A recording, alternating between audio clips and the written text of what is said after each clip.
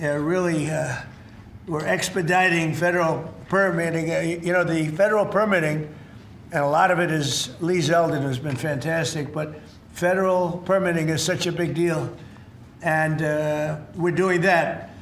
The permitting of mines and signing major critical mineral deals with countries from all over the world, and we're getting along with all of them. Every one of them, they want to be in the proper position. We're working very well with countries from all over the world. Today, we're building on these achievements with this vital new reserve. And now I would like to ask Exim Chairman John Yovanovitch to say a few words, followed by our friends from business and Congress. We'll go over that.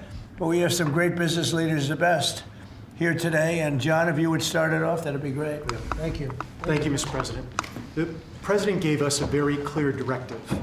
By clear directive, it was much more of an order for us to figure out how to, for the first time in American history, create a strategic critical minerals reserve in a way that would benefit the non-military manufacturing complex. And the challenge was enormous, not simply because it had never been done before, Mr. President, but we knew that you expected us to deliver in a big way, in a way that was scalable, in a way that was designed for long-term success, and in a way that would help revitalize our domestic mining industry.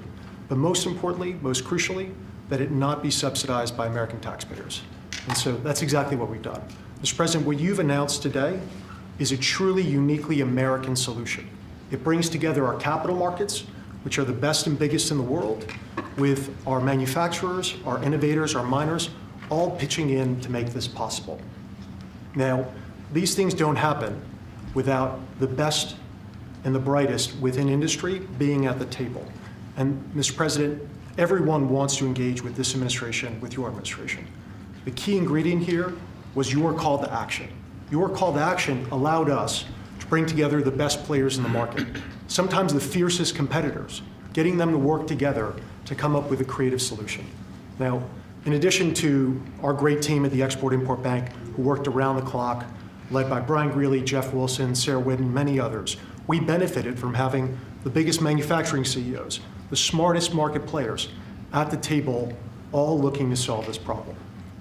So what we have with Project Vault is marrying the capital solution with what we need when we need it most.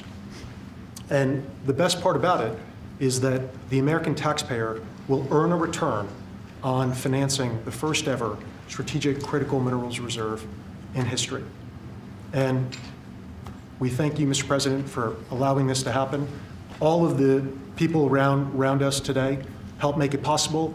Our cabinet secretaries, our top CEOs, their teams, top market players, whether it be GM, GE Vernova, Boeing, Clarios, Google, Mercuria, especially Brian Fallick, Hartree, Traxxas, our friend Robert Friedland.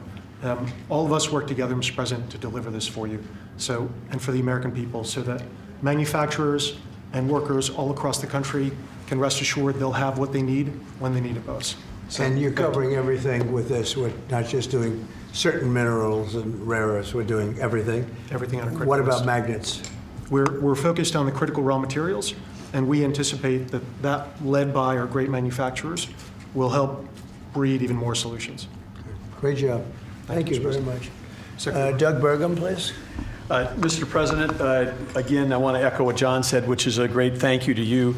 You've set the direction, and when you took office, you've done more in the last year for mining and minerals in our country, perhaps than any president in history. Just like drill, baby, drill, you said mine, baby, mine.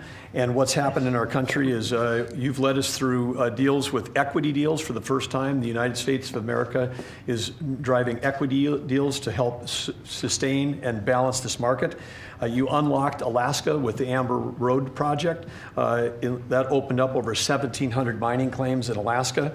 And of course, on beautiful clean coal, we've got critical minerals that are co-located with that coal, and we've unlocked that. The Biden administration did 0 coal leases during the last 4 years.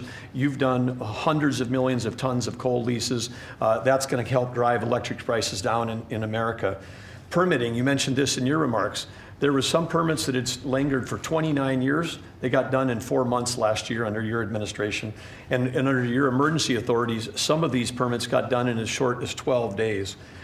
You helped create a club of nations to help balance out the fact that we didn't have markets that were functioning around critical minerals. You led off with Australia, Japan, Korea, Saudi Arabia, and Thailand. This week we'll announce 11 more countries that are joining that club of nations as part of this global coalition. And behind that in the pipeline, there's 20 more nations that want to join under your leadership to allow for trade of critical minerals. And then here we stand today with the teamwork that was described. This would not have been possible without the incredible cabinet that you put together. Marco Rubio, Scott Bessent, Howard Lutnick, Chris Wright, and many others were involved in bringing this together through the vision. Standing with us today are some of our chairmen of our great congressional leadership who also have supported this and helped us find a way to do this without any appropriations. This is happening without tax dollars. And of course, our team on the ground here at the White House, including David Copley and everybody else at the NSC, David leading the global supply chain work, the folks working with the Ex-Im Bank team, working around the clock to make all this happen. So again, when you lead, when you put out a challenge, the teamwork happens. And then here we stand today. This is the largest Ex-Im Bank deal in the history of the Ex-Im Bank by more than double. And this is going to help drive national security. It's great for American manufacturers. It's great for American workers. Congratulations, President Trump. Thank you. You're doing a fantastic job, Doug. Thank you. Could I ask Mary Barra, the Chairman CEO of General Motors, which is setting records every single day, and she's doing a fantastic job, to say a few words and also discuss how good the car business is now in the U.S., please. Well, Mr. President, I want to thank you for your commitment to strengthening U.S. manufacturing and supporting the auto industry. Also want to thank your cabinet and members of Congress and the whole team here that made this possible today. Having a resilient supply chain is critical for our nation, and it's critical for all industry, especially the auto industry. We have been strengthened with many of the different policies that have been put in place over the last year. So I want to thank everybody for that. It not only supports U.S. manufacturing, it supports job creation. It also supports the consumer, so thank you. And business is held very strong. We still see a strong consumer, so I'm excited about 2026. I think it's going to be a record with all of your new plants opening up and everything else in our country. So, in our country. Robert? Please. Mr. President, thank you so much for what you've achieved. Everything we touch, we either grew it agriculturally, and you've helped the farmers, or we mined it. All these cameras you see in front of you, they were mined. Every time you pick up a hand phone, it was mined. And so stimulating the ability for the miners in this country to help you industrialize the country, they're the salt of the earth, and we're super excited that America is doing something for not only our national security, but for the reindustrialization of the country, because you can't reindustrialize Detroit with a lot of metal. And I'm telling you on behalf of every miner I know, they're elated at the breakthroughs that have been achieved here. They'll make a lot more cameras in the future. And maybe you could help us teach everybody that everything you touch like that, somebody mined it. And we need your support, and we're really happy to get it. And congratulations, you're in the Hall of Fame. Is that the Rare Earth Hall of Fame or Minerals Hall of It's a Fame? bunch of pictures of dead guys that go back to Herbert Hoover, who was a miner. Mining's down to 1% of the S&P 500, but really everything you touch needs mining. And this is the first administration with your support where we've got hope. We can go out and really do it. So as I last met you in Saudi Arabia with Mohammed bin Salman. We're working in Chile. Right. We want to bring these metals back to the United States and refine them and use them right here. And the vision of this administration, Howard Lutnick's been helping a lot. A lot of people at Ex-Im Bank have been helping a lot. I'm just telling you, the morale of the miners is sky high. Doing a great job. Thank you very much. Congratulations. That's a big deal. Thank you. Thank you. How about French Hill? Say a few words, please. Thank you, Mr. President. Well, on behalf of Congress, Chairman Westerman could talk about how he's helped unleash the ability to mine through permitting reform. And Senator Marino and I serve on the House Financial Services Committee and Senate Banking Committee. And we're best in this country when we take the private sector and we leverage it to unleash the directions that you're made. And so together with our reauthorization of the Ex-Im Bank, we leverage that resource with private sector dollars to make this a success. And it's going to be a huge strategic change in America's industrial capacity. Big difference, right? Big difference. There's never been really anything like what we're doing. Bernie, please. Not to be hyperbolic, but if you hadn't been elected, the auto industry in America would be over. The It would be country would be completely over. The country would be over. Well, but the auto industry would have been gone first. What the Democrats had done with electric vehicles, the mandates, what you were able to accomplish last year, Secretary Lutnick, what Secretary Bassett was able to do with your leadership has transformed the auto industry. And I tell you, it's never been better for people in the auto industry. I hear it from all my friends. They are elated. And the worst part is that the people that you really saved were the car dealers in California, in New York, in New Jersey, right? And they fought me all the way, Mary, right? They fought me all the way, and now they're saying thank you very much. But you're doing a great job. Thank you, Bernie. Scott? Sir, as you always say, economic security is national security, and a country does not have sovereignty if we don't have control of our critical minerals, don't have control of our steel production and our industrial base. And thanks to the work of everyone here through your leadership, this was a public-private partnership that only you could have assembled. And we are taking back our sovereignty, and we are going to have this Vault project, a strategic mineral reserve. And I can't tell you how innovative and exciting this is, and the level of security it is going to give us going forward is phenomenal. And how is your new, and I think new and improved Fed chairman doing? How's that all going? So he's off to a great start. I think so. He had so much built-in credibility, and as the American people, smart people, like the Representative Hill, the Senator Moreno, they already knew him, and as the American people get to know him, the important thing is that they will be able to trust the Federal Reserve to steer the economy for them. He's going to do great. Howard, please. So, prior presidents took America for granted. They let our critical minerals only be controlled by China. They let our mining business go to hell by closing all the mines, closing our coal plants while China opened them. They let our auto industry, right? We used to produce 75% of our cars in America, and when Biden left, it was below 50%. We were just letting all of these industries just be shredded from America. And thank goodness you are in this chair, changing it and taking it back. We are taking back critical minerals. We are taking back mining. We're taking back the auto industry. You're going to watch us take back pharmaceuticals. We're going to take back semiconductors. None of this could possibly happen without your leadership. And it is the most fun to stand back here with your leadership because we are changing America back and making it great again. That's very true. Anybody would like to say anything else? Amen to that. You guys okay? Everything all right? Chairman. Well, thank you, Mr. You're President. such a good man. Go ahead. It's a great day, and it couldn't have happened without your leadership. And I think people will be talking about this for a long time because we're bringing back American mining and American manufacturing. You know, God blessed our country with abundant resources. Secretary Burgum talked about the Ambler Road. 49 critical minerals that can be mined in sufficient quantities just in that one area, but from northern Minnesota, Arizona, my home state of Arkansas, we are blessed with all these minerals. They're just in the ground. But when we get them out of the ground and not only mine them, but refine them and process and manufacture with them, it'll unleash great wealth for our country, and that'll just build on all the other successes. So thank you for what you've done. It's a great day. And how does it feel to be in the Oval Office? Is that crazy? Were you ever here? No, I've never been here, sir, but it's people fantastic. have. All the Mary's gold. been here a little bit. Yeah. Right? But it's a special place. Never been so beautiful either. Yeah, questions, please. Mr. President, speaking of the Fed, would you like to see Janine Pirro drop the investigation into Chairman Powell to help? Senator Tillis has basically said that he's not going to really be working with the He's not a administration senator to very help soon. brainwash. So would you like to see the investigation? No, she's got to take it to the end and see. Like you're doing a small renovation, and they've spent almost $4 billion doing a small renovation. I'm doing buildings. I built a hotel, the Waldorf it's called, and I did it for around $200 million. It's a much bigger job. They're spending almost, it could be $4 billion. I'll tell you what, I don't even see an end in sight.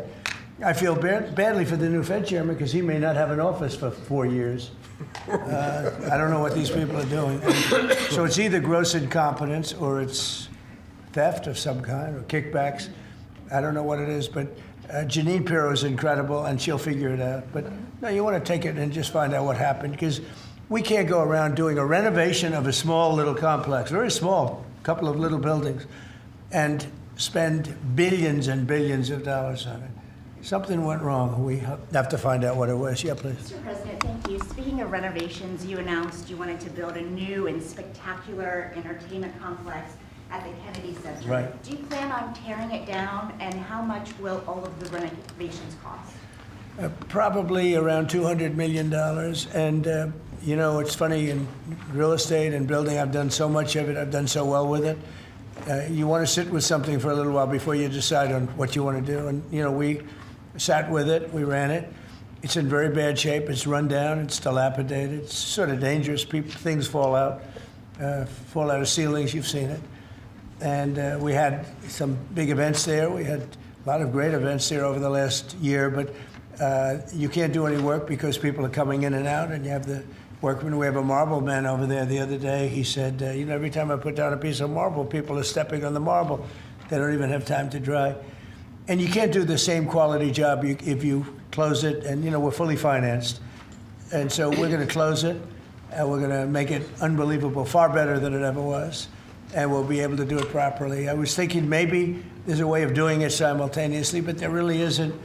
And we're going to have something that when it opens, it's going to be brand new, beautiful. I'm not ripping it down. I'll be using the steel. So we're using the structure. We're using some of the marble, and some of the marble comes down. But when it's open, it'll be brand new and really beautiful. It'll be at the highest level. We can do a much better job, probably in a way a faster job in terms, you know, because when you do it piecemeal, for instance, they have a play tonight, and you can't do anything. You have to pull out everything. And you can't have stanchions all over the place, and people are walking in to see a play. So we'll be closing it sometime around July 4th. It's like we'll close it on July 4th in order to do something great for America. And then we're going to build it. We have great contractors. We're going to build it, and we'll do it right. We're using the highest grade marbles, the highest grade everything. It'll be brand new. Tremendous carriers putting in the air conditioning, or I guess they're a bidder, but they're probably going to get it. Carrier. We're going to have all brand new air conditioning, heating. The steel will all be checked out because it'll be fully exposed. You know, it's been up for a long time, but as anybody knows, it was in very bad shape. Wasn't kept well before I got there. So we're going to make it. I think there won't be anything like it in the country. Sir, Mr. President? Yeah, please. About your meeting with President Petro later this week, he's been quite critical of you since you spoke back in January after the Maduro raid. What would you like to hear from him tomorrow in terms of drug trafficking in Venezuela? What are your expectations? I mean, he's been very nice over the last month or two. He was certainly critical before that, but somehow after the Venezuelan raid, he became very nice. He changed his attitude very much. So, no, I look forward to seeing him. He's coming in. We're going to be talking about drugs because tremendous amounts of drugs come out of his country. And I look forward to see. We're going to have a good meeting. Yeah. Mr. President, Steve Witkoff is going to be with the Iranian Foreign Minister on Friday. What are you hoping he'll get out of that meeting? Well, you're going to have a lot of things are happening. You have Iran, and you have Russia, Ukraine, and you have the Middle East. We have a lot of things going. A lot of problems were here for a long time before I got here. We settled 8 wars, and I think we're doing very well with Ukraine and Russia. For the first time, I'm saying that. You know, I think we're going to maybe have some good news. We're losing 25,000 people a month are being killed in that war, ridiculous war. 25,000. It was 31,000 last month. Think of it. Young, beautiful kids, you know, the kids of parents, their parents. It doesn't affect us in one way, but in another way, it's 25,000 souls that if I can solve it. You know, we're not spending money like Biden did. He gave $350 billion away. I make everyone pay. And the United Nations, you know, they're a little bit involved. But if you look, take a look at what's happening, the countries of Europe are paying us for the weapons. So we have NATO paying, we send missiles over there, they pay us in full. It doesn't cost us 10 cents. And we make money, I guess, but I don't even want to talk about that. Because what I really want to do is save those people from dying. They lose, Mary, can you imagine 25,000 to 30,000 people a month? That's like a stadium full of people every single month. And, you know, I was blessed with something where I can get these things done. Got 8 of them done. I thought all 8 were going to be more difficult than this one. I thought my relationship with President Putin would give us a, you know, much easier road. But there's tremendous hatred between Zelensky and Putin. Tremendous hatred. I mean, it's a shame, but It's taken longer than we thought. I did call up President Putin, and he's agreed. He's put it out too. They have the same cold wave that we do. Maybe different because it's pretty far away, but it's the equivalent. And Ukraine's a very cold country. It's much colder than us. It's colder than, they say, on average, it's Canada or colder. And on top of that, they have a tremendous cold wave.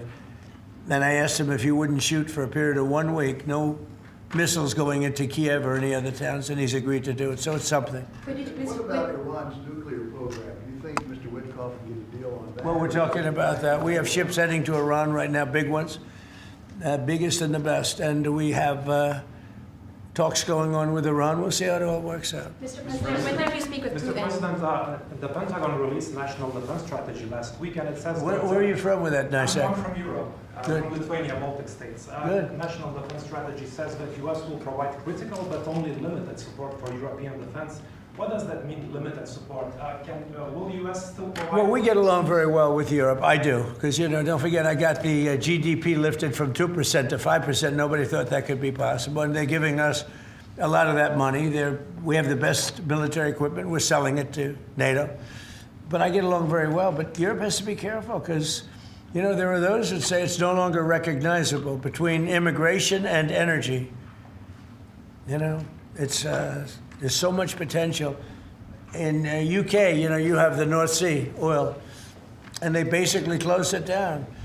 And then they buy energy from Norway, which is the North Sea oil. So you figure that when Norway's got trillions of dollars, they have to be careful. You need energy, and you can't do the windmills because the windmills, you're supposed to make money with energy, not lose money. So I'm very disappointed. I love Europe. I love the people of Europe.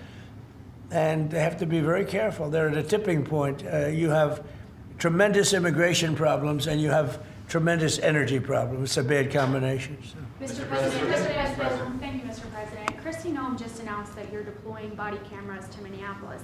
What's your thinking behind this decision, and do you want to see this? Well, it wasn't my decision. I would have, you know, I leave it to her. They generally tend to be good for law enforcement because people can't lie about what's happening. So it's generally speaking, I think 80% good for law enforcement. But if she wants to do that, I'm okay with it.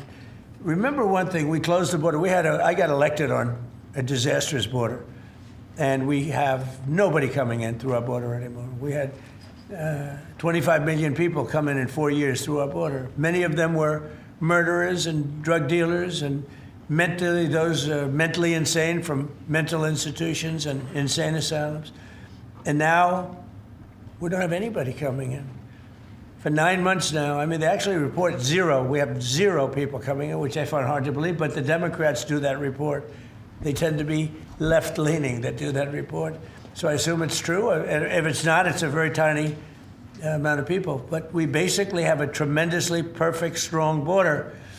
And also, crime levels are at the lowest point they've been in 125 years. Since 1900, we have the best numbers. And that's despite the fact that we had a lot of criminals and murderers. 11,888 murderers came in. And we have the lowest numbers that we've had in 125 years. So, you know, we're doing a good job. If she wants to do the camera thing, that's okay with me. Mr. President, there was one comment by President DC during January. Do you think this is due to your efforts, and do you think blue states should see this as a sign that they should cooperate with you? Well, if there was one, I mean, we haven't had one in a long time. D.C. has become a very safe. There was an in-house homicide. It was in-house. It was a dispute within a family. We have had virtually no crime in D.C. D.C. is now considered a very safe place, and it should be. It's our nation's capital. And we sent in the soldiers. I read the Washington Post this week, and it was incredible. They were trying to determine how did we get so low numbers? The low numbers in D.C. because we have very little crime, if any. And they talked about everything except for the fact that we put our National Guard and great soldiers inside our city. They didn't want to mention that. It's how dishonest. Because if we didn't do that, you'd have tremendous crime in D.C. And I get thanked every single day by people that work in the White House. People, young ladies, men, they come up, thank you, sir, for making D.C. so safe. They walk to work now. A year and a half ago, they wouldn't have walked to work. They would have been killed or mugged or something would have happened to them. So it's, it's a great honor. But You got to read the story in the Washington Post. They do it. Crime is way down in D.C. Now, what's the reason for it? The reason for it is we have very big, strong, good-looking soldiers standing around. And I think they make the place look better. But this is our capital, and we have a very safe capital. We had a very dangerous capital before. Yeah, please. Sir, yesterday you said you were speaking to people about Cuba to reach an agreement. What sort of agreement are you hoping to reach? Is that with the Cuban government? Well, it's a failed nation now, and they're not getting any money from Venezuela, and they're not getting any money from anywhere. It's a failed nation. Mexico is going to cease sending them oil. So I'd like to take care of the people that are here from Cuba. You know, we have many people that came from Cuba that were thrown out of Cuba or that fled Cuba. They came over on rafts. They went through shark-infested waters. I don't know how they did it. And it was many years ago. Many would like to go back. Many would like to at least visit their relatives. And I think we're at a pretty close point. We are dealing with the Cuban leaders right now. Mr. President, the Wall Street Journal reported that the royal family of Abu Dhabi invested hundreds of millions of dollars in your World Liberty Financial. Can you explain why you decided to take that investment? Was that a transaction? Well, I don't know about it. I know that crypto is a big thing, and they like it. A lot of people like it. The people behind me like it. My sons are handling that. My family is handling it. And I guess they get investments from different people, but I'm not. I have all I can handle right now with Iran and with Russia and Ukraine and with all the things we're doing. So I don't know exactly, other than, you know, I'm a big crypto person. I'm the one that probably helped crypto more than anybody because I believe in it. And the reason I believe in it is because if we don't do it, Scott, I think we can say then China's going to do it, right? Yes, sir. If we don't do crypto, then China's going to do it. And it's just like AI. We're leading AI by a lot. And if we weren't leading, China would have led. You know, they're very capable. They're very good. What do you have to say about that? You've made America the digital asset capital of the world. We did the Genius Act for stable coins. Many of the people standing up here are working on the Clarity Bill to I hope that gets done. Market structure. Yeah. And we're bringing U.S. best practices to an exciting new industry, digital assets, innovation, and it spreads everywhere. So the U.S. And do you agree that if we didn't do it, China and others would, but China would? Oh, China would have had the lead, and then others around the world in terrible jurisdictions would have been doing it.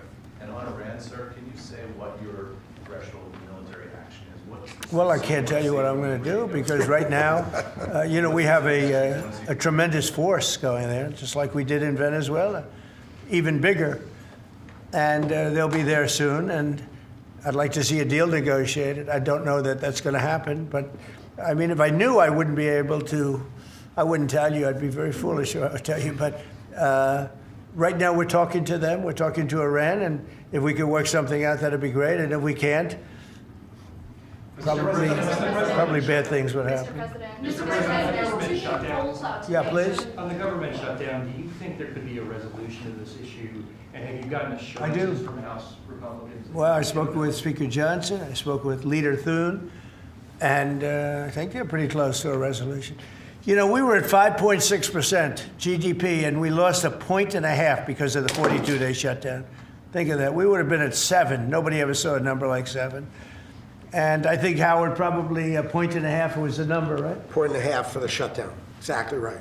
And it's very bad for our country. But despite that, we have the highest numbers we've ever had. You know, we're doing well. We're going right through it. But I will say that I spoke with Senator Schumer numerous times, and I don't think they want to see a shutdown either. Mr. President, are you going to sue Trevor Noah? Last night in a post, you alluded that something could be coming. Yeah, well, he said that I spent time on Jeffrey Epstein's island. I didn't. I mean, he's a lightweight, this guy. He's a terrible, I think he's terrible. I thought he did a terrible job at the Grammys. I thought the whole Grammys was terrible. I watched part of it. It's not watchable. But he was a lousy host. I'd say not as bad as Jimmy Kimmel, but pretty close. And no, he made a statement about me and Jeffrey Epstein. I have nothing to do with that. I have nothing to do with Jeffrey Epstein. And in fact, if you look at the DOJ, they announced, they released 3 million pages. It's like this is all they're supposed to be doing. And frankly, the DOJ, I think, should just say, we have other things to do, because that whole thing has turned out, I mean, other than Bill Clinton and, Bill Gates and lots of people that have There are a lot of questions about it, but nothing on me. But it was even sort of better than that because they found that Jeffrey Epstein and this sleazebag writer named Michael Wolff were conspiring against Donald Trump to lose the election. So Epstein was conspiring with a writer for me to lose the election. So right there, you know that I had nothing to do with this guy. But yeah, it's a terrible thing. The amount of time that's being wasted. You know, when Epstein was alive, like 10 years ago, nobody cared about it. But they're only doing it. But now it's really hitting back on them because Bill Clinton is such a big part of it. The Democrats are pushing it. And the problem is that it's turning out to be the Democrats that were with and conspired with Epstein. So I think you're probably going to see a little pullback from them. But think of it. They were working together to try and help me lose the election. But this is the Oval Office, so I guess that didn't work out too well. Okay, one more question. Mr. President, do you have an update on U.S. troop level in Europe? Are you planning any force reductions? No, we have a great relationship with Europe. We have a great relationship with our troops. You know, one of the best things that I can say is that if you go back a year and a half ago, so I'm running for election, they had the worst recruitment numbers in the history of our country. Nobody wanted to join the military, or nobody wanted to join the police. Nobody wanted to join the fire departments. We couldn't get anybody to be a proud member of our country. And now, Doug, as I told you before, now we have the best recruiting numbers that we've ever had in our military. Army, Navy, Air Force, Marines, Space Force we love, and Coast Guard. I love the Space Force. It's doing great. But now we have waiting lists on everybody wants to join. You know why? Because people are proud of our country. Because our country is doing great. I think Mary can say the same thing. You had lots of people not working so well, and now you just wish you could get them in faster. I know that it's hard to get them. Yeah, we continue to bring people in and have training programs. We're Right. investing in the U.S. Training workforce. people. Yes. But 2 years ago, you didn't see anything like this. It's amazing what's happened. So we have the number one in the history of our country. We've never had more people that want to join our armed forces than we do right now. And a year and a half ago, nobody wanted to join. They were embarrassed by our country. They were embarrassed by our leadership. And now they're proud of our country. And they're very proud of our leadership. And a lot of the leadership is right behind me. Thank you very much, everybody. Thank you, press. Thank you, press. Thank you. Thank you, press. Let's head out. Thank you, press. Thank you, Canada, for going. Thank you, press. Start moving. Thank you, press. Let's go. Let's go. Thank you, press. Thank you, press.